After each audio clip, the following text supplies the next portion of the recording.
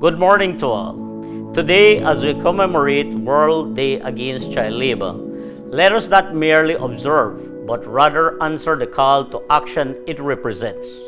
Today, we renew our pledge to eradicate child labor and ensure social justice for all. Reflecting on this year's theme, let's act on our commitments to end child labor.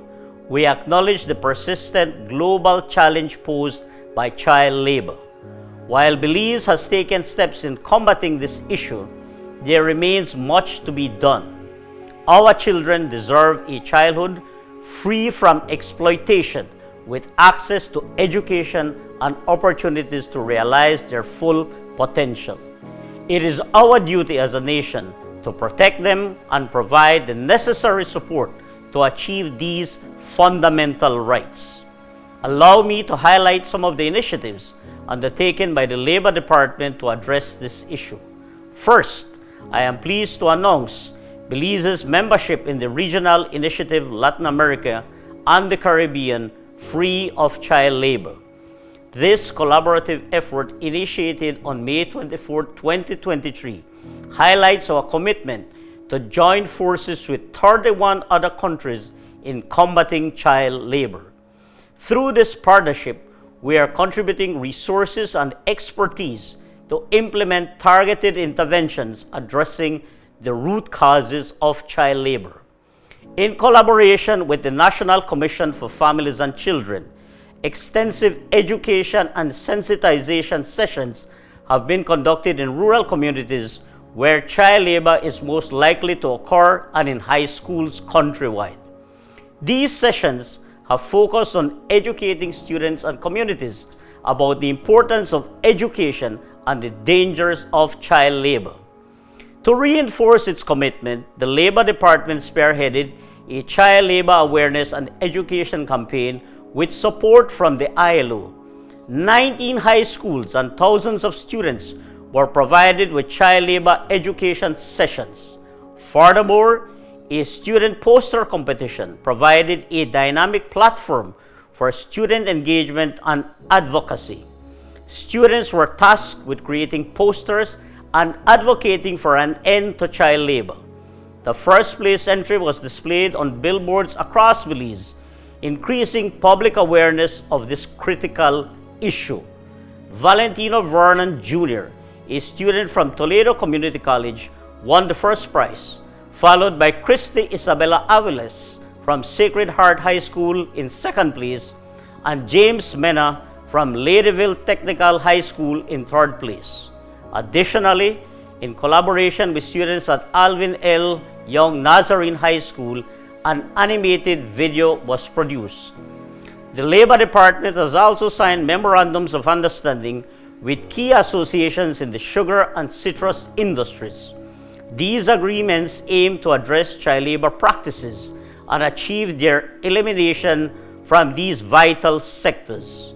We continue to carry out child labor inspections along with special joint inspections coordinated with strategic partners. These efforts are aimed at ensuring compliance with child labor laws and identify any instances of exploitation. Additionally, capacity building workshops for frontline workers were held, resulting in enhanced awareness and skills among personnel from various sectors. This approach facilitated a more comprehensive and effective response to the issue of child labor. The Labor Department is currently conducting a comprehensive review of the Labor Act and will review legislation related to child labor.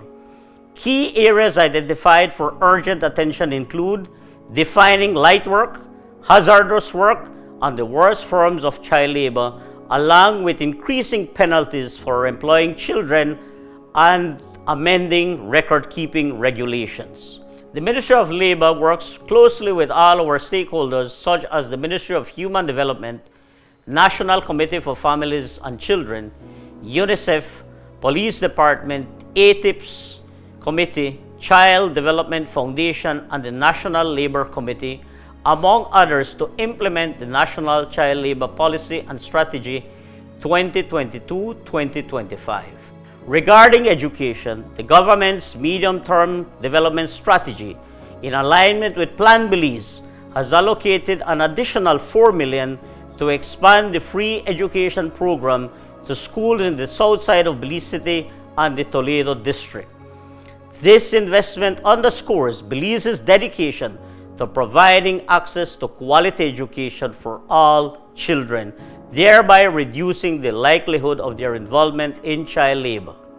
Moreover, the recent amendment to the Education and Training Act of 2011 on February 4, 2024, which raised Belize's compulsory education age to 16, represents a significant milestone in reinforcing our commitment to education and safeguarding children's rights.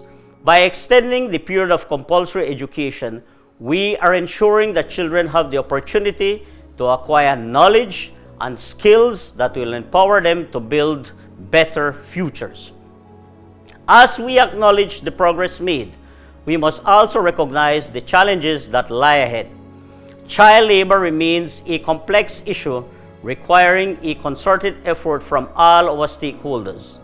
Together, let us act on our commitments and tirelessly work to protect our children and secure their rightful place in society.